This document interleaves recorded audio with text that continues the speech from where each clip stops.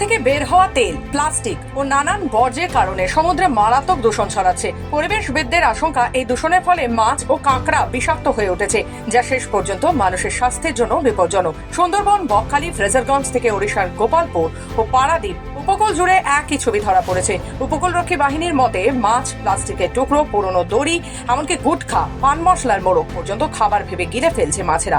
আবার ট্রলার থেকে লিক হওয়া তেল মাছ, চিংড়ি ও কাঁকড়ার শ্বাসের সঙ্গে শরীরে ঢুকে পড়ছে। এই দূষিত সামুদ্রিক প্রাণী পরে বাজার হয়ে মানুষের কাছে পৌঁছচ্ছে। অনেক সময় মানুষ বুঝতেই পারছে না অসুস্থতার পেছনে কারণ এই দূষণ। এ কারণে রাজ্য সরকার, উপকূলরক্ষী বাহিনী, মৎস্যজীবী ও ট্রলার মালিকদের সতর্ক করেছে। ট্রলার থেকে যেন তেল লিক না হয়, সমুদ্রে যেন কোনো বর্জ্য না ফেলা হয়, এ বিষয়ে কড়াকড়ি করা হচ্ছে। পাশাপাশি উপকূল এলাকার বাসিন্দাদেরও সমুদ্র দূষণ রুখতে এগিয়ে আসার অনুরোধ জানানো হয়েছে।